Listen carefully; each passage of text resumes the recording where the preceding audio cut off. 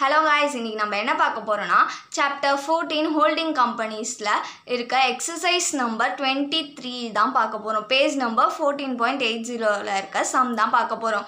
First என்ன கொடுத்திருக்காங்கன்னா balance sheet வந்து கொடுத்துருக்காங்க. எதுக்கான பேலன்ஸ் ஷீட்னா 31 மார்ச் 2017க்கான பேலன்ஸ் ஷீட் கொடுத்துருக்காங்க.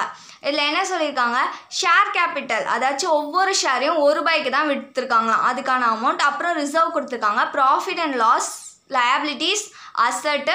அதுக்கப்புறமா இங்கே கவனிங்களேன், 6000 ஷேர்ஸையுமே வந்து எஸ் லிமிடெட் கிட்டேருந்து ஹெச் லிமிடெட் வந்து வாங்கிட்டாங்களாம். அப்போ வந்து மொத்த ஷேரையுமே வந்து யார் எடுத்துக்கிட்டா, ஹெச் லிமிடெட் எடுத்துக்கிட்டாரு. ஸோ நம்மளுக்கு வந்து இங்கே வந்து நம்ம வந்து இது ரேஷியோ ஸோ அதனால் நம்ம இங்கே வந்து ரேஷியோ கேல்குலேட் பண்ணணும்னு அவசியம் இல்லை. ஏன்னா ஹோல்டிங்க்கே 100% போயிடுச்சு. மொத்த ஷேருமே ஹோல்டிங் கம்பெனி வாங்கிட்டாங்க, மொத்த கம்பெனியுமே, சப்சிடரி கம்பெனியுமே. ஸோ அதனால் நம்மளுக்கு ரேஷியோ கண்டுபிடிக்கணுன்ற அவசியம் இல்லை. அதுக்கப்புறமா ரெவன்யூ ப்ராஃபிட்டும் கண்டுபிடிக்கணும்னு அவசியம் இல்லை. ஏன்னா இங்கே கவனிங்க, ஹெச் லிமிடெட் வந்து அவங்களோட ஷேர்ஸை எப்போ வாங்கினாங்களாம், 31 மார்ச் தான் வாங்கினாங்களாம். அப்போ வாங்கியிருக்காங்க, அதுக்கான பேலன்ஸ் ஷீட் தான் நம்மளை ப்ரிப்பேர் பண்ண சொல்லியிருக்காங்க. இவங்க இப்போ தான் வாங்கியிருக்காங்க ஹெச் லிமிடெட். இதுக்கப்புறம் அவங்க சம்பாதிக்க போகிறது தான் revenue profit. So revenue profit நம்மளுக்கு வராது இந்த வருஷத்துக்கு, அதனால் ரெவன்யூ ப்ராஃபிட் கிடையாது. அப்புறம் கேபிட்டல் ப்ராஃபிட் வரும். ஏன்னா கேபிட்டல் ப்ராஃபிட்டுன்றது இந்த ஹெச் லிமிடெட் வாங்கினாங்கல்ல சப்சிடரி கம்பெனியாக, அதுக்கு முன்னாடி எவ்வளோ ப்ராஃபிட் இருந்துச்சோ அதுதான் நம்ம கேபிட்டல் ப்ராஃபிட் சொல்லுவோம். ஸோ அதனால கேபிட்டல் ப்ராஃபிட் வந்து நம்ம கண்டுபிடிக்கணும். நெக்ஸ்ட்டு வந்து cost of control or goodwill, இதையும் நம்ம கண்டுபிடிக்கணும். நெக்ஸ்ட்டு பேலன்ஸ் ஷீட் ப்ரிப்பேர் பண்ணணும். இது வந்து ஒர்க்கிங் நோட்ஸ் தான். கேபிட்டல் ப்ராஃபிட் கண்டுபிடிக்கிறதும், அதுக்கப்புறம் cost of control or goodwill கண்டுபிடிக்கிறதும். ஓகே, இப்போ நம்ம சம்குள்ளே போகலாமா?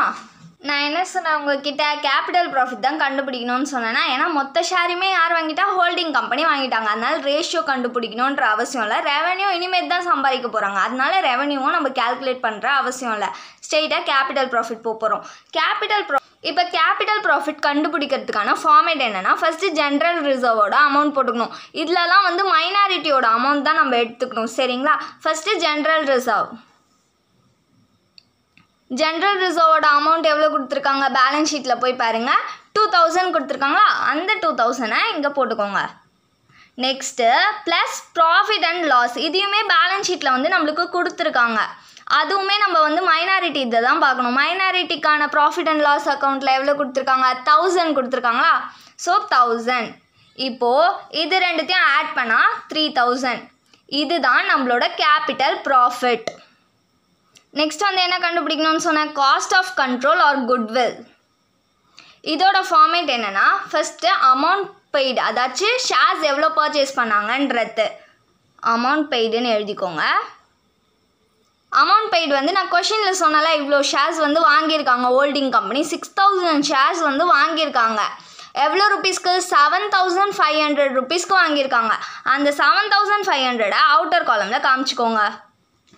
நெக்ஸ்ட்டு வந்து minus share value purchased.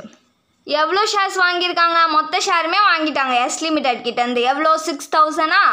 So 6000 இங்கே இன்னொரு காலமில் போட்டுக்கோங்க. நெக்ஸ்ட்டு மைனஸ் ஹோல்டிங் கம்பெனியோட capital profit, holding companies capital profit. இப்போது இதுதான் ஹோல்டிங் கம்பெனியோட கேபிட்டல் ப்ராஃபிட் 3000. இதை எடுத்துகிட்டு வந்து இங்கே போட்டுக்கோங்க. இப்போது இது ரெண்டும் மைனஸில் தானே இருக்குது, மைனஸ் இருந்துச்சுன்னா நம்ம ஆட் பண்ணிப்போம்ல. ஸோ இதை ஆட் பண்ணால் 9000. இப்போது நம்ம இதை மைனஸ் பண்ணோன்னா நம்மளுக்கு மைனஸில் தானே ஆன்சர் கிடைக்கும், 1500. ஏன்னா இது வந்து சின்ன நம்பர், இதுதான் பெரிய நம்பர். அப்போ நம்மளுக்கு வந்து மைனஸில் ஆன்சர் கிடச்சிச்சின்னா இதை நம்ம என்ன சொல்வோம்னா கேபிட்டல் ரிசர்வ் அப்படின்னு சொல்லுவோம். அப்போ இது வந்து கேபிட்டல் ரிசர்வ். இதை எடுத்துகிட்டு போய் நம்ம பேலன்ஸ் ஷீட்டில் ரிசர்வோட ஆட் பண்ணி காமிப்போம். இப்போ வந்து பேலன்ஸ் ஷீட் போடணும். First working notes of balance ஷீட்டை போட்டுடலாம். ஃபர்ஸ்ட் வந்து என்ன வரும், லயபிலிட்டி சைடில் வருமா, ஈக்விட்டி அண்ட் லயபிலிட்டி. இதில் வந்து என்ன போடுவோம், ஷேர் ஹோல்டர்ஸ் ஃபண்டில் ஷேர் கேபிட்டலா, shareholders fund shareholder ஃபண்ட்ஸில் ஷேர் கேபிட்டல் நம்ம வந்து பேலன்ஸ் ஷீட்டில் போடும்போது இங்கே யூஸ் பண்ணோம் ஒர்க்கிங் நோட்ஸ்க்கு யூஸ் பண்ணோம்ல அமௌண்ட்லாம் அது இல்லாத அமௌண்ட் தான் போடணும். இங்கே யூஸ் பண்ண அமௌண்ட்டை போடக்கூடாது. அப்போ ஷேர் கேபிட்டலில் நம்ம மைனாரிட்டி 6000 வந்து யூஸ் பண்ணிட்டோமா, இங்கே யூஸ் பண்ணியிருக்கோமா 6000. ஸோ நம்ம வந்து அப்போ எச் லிமிட்டடோட ஷேர் கேபிட்டல் தான் போட்டுக்கணும். எவ்வளோ 12000 அதை எடுத்து இங்கே போட்டுக்கோங்க அவுட்டர் காலமில் 12000. நெக்ஸ்ட் என்ன வரும், ரிசர்வ் அண்ட் சர்ப்ளஸ். ரிசர்வோட மைனாரிட்டி வேல்யூவை வந்து நம்ம யூஸ் பண்ணிட்டோம் 2000, யூஸ் பண்ணாதது வந்து 3000 தான். ஸோ அந்த 3000 இங்கே எழுதிக்கோங்க இன்னர் காலமில். நெக்ஸ்ட் வந்து கேபிட்டல் ரிசர்வ் இருக்குல்ல அதுவும் வந்து ரிசர்வ் தானே, ஸோ அதையும் ஆட் பண்ணி காமிச்சிக்கோங்க ப்ளஸ் கேபிட்டல் ரிசர்வ். கேபிட்டல் ரிசர்வோட அமௌண்ட் எவ்வளோ நம்ம கண்டுபிடிச்சது 1500. இதை ஆட் பண்ணிக்கோங்க. ஆட் பண்ணி அவுட்டர் காலமில் காமிச்சா 4500. நெக்ஸ்ட்டு வந்து ரிசர்வ் முடிச்சிட்டோம். இப்போ சர்ப்ளஸ் எழுதணும்ல, சர்ப்ளஸ்னாலே ப்ராஃபிட் தான். ஸோ சர்ப்ளஸில் ப்ராஃபிட் அண்ட் லாஸ் அப்படின்னு எழுதிக்கோங்க. ப்ராஃபிட் அண்ட் லாஸ் அக்கௌண்ட்டை பேலன்ஸ் ஷீட்டில் போய் பாருங்கள் என்ன கொடுத்துருக்காங்க. நம்ம வந்து 1000 rupees வந்து யூஸ் பண்ணிட்டோம் ஆல்ரெடி. 2000 ஹோல்டிங் தான் மட்டும் தான் யூஸ் பண்ணல. ஸோ அந்த 2000 அப்படியே ஸ்ட்ரெயிட்டாக இங்கே காமிச்சிக்கோங்க. இப்போ ரிசர்வ் அண்ட் சர்ப்ளஸை மட்டும் டோட்டல் பண்ணிக்கோங்க. டோட்டல் பண்ணோன்னா 6500 தான் ரிசர்வ் அண்ட் சர்ப்ளஸோட வேல்யூ. நெக்ஸ்ட்டு வந்து லயபிலிட்டி சைடில் வர்றதுக்கு சன்ட்ரி லயபிலிட்டிஸ் இருக்குது நம்மளுக்கு கொஷினில். அப்போது அது வந்து கரண்ட் லயபிலிட்டியில் போட்டுக்கோங்க. தேர்ட் வந்து கரண்ட் லயபிலிட்டி. கரண்ட் லயபிலிட்டியில் வந்து சன்ட்ரி லயபிலிட்டிஸ் வரும். சன்ட்ரி லயபிலிட்டிஸ் ஹோல்டிங் கம்பெனிக்கு எவ்வளோ கொடுத்துருக்காங்க 10500. நெக்ஸ்ட்டு சப்ஸ்டரிக்கு எவ்வளோ கொடுத்துருக்காங்க 3000. இப்போது இது ரெண்டுத்தையும் ஆட் பண்ணி அவுட்டர் காலமில் போட்டுக்கோங்க. ஆட் பண்ணால் 13500. இதுதான் வந்து கரண்ட் லயபிலிட்டியோட வேல்யூ.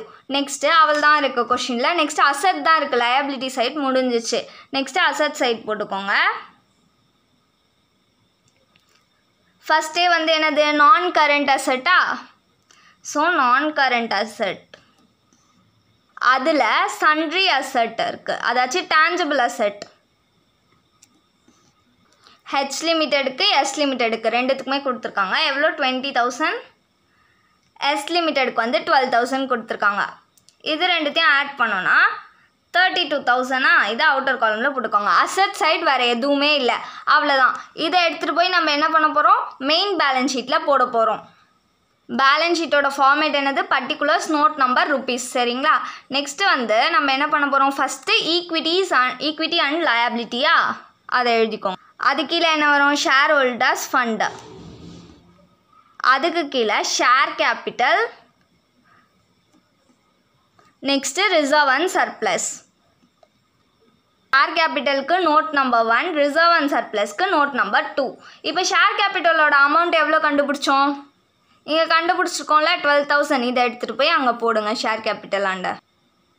இது 12000 போட்டோமா. Next reserve and surplus. Reserve and surplus எவ்வளோ கண்டுபிடிச்சிருக்கோம் ரிசர்வ் அண்ட் சர்ப்ளஸோட அமௌண்ட் எவ்வளோ 6500. இதை எடுத்துகிட்டு போய் ரிசர்வ் அண்ட் சர்ப்ளஸில் போட்டுக்கோங்க 6500. நெக்ஸ்ட்டு கரண்ட் லயபிலிட்டி அதோட நோட் நம்பர் 3. கரண்ட் லயபிலிட்டி எவ்வளோ கண்டுபிடிச்சிருக்கோம் 13500. இதை எடுத்துகிட்டு போய் அங்கே போட்டுக்கோங்க 13500. இப்போது இது எல்லாத்தையும் ஆட் பண்ணிக்கலாமா. இது எல்லாத்தையும் ஆட் பண்ணால் நம்மளுக்கு வந்து 32000 கிடைக்குது. நெக்ஸ்ட்டு இப்போ லயபிலிட்டி சைட் போட்டோம். நெக்ஸ்ட்டு அசட் சைடா. ஸோ அசட்டில் என்ன வரும் ஃபஸ்ட்டு நான் கரண்ட் அசட். ஃபஸ்ட்டு வந்து என்னது நான் கரண்ட் அசட்டில் டேஞ்சபிள் அசட்டா அதை எழுதிக்கோங்க. டேஞ்சபிள் அசட்டோட நோட் நம்பர் வந்து 4. இங்கே கண்டினியூ ஆகும். சரிங்களா. இப்போ டேஞ்சபிள் அசட்டோட வேல்யூ வந்து எவ்வளோ டேஞ்சபிள் அசட்டுக்கு எவ்வளோ வேல்யூ கண்டுபிடிச்சோம் 32000. அதை எடுத்துகிட்டு போய் அங்கே எழுதிக்கோங்க 32000. இப்போது அவள் தான் வேறு எதுவும் இல்லை. அசட் சைடு 32000 டோட்டலாக. இங்கே ரெண்டுமே டேலி ஆயிடுச்சு. அப்போ நம்ம போட்ட சம் வந்து கரெக்டாக. அவ்வளோதான். தேங்க்யூ.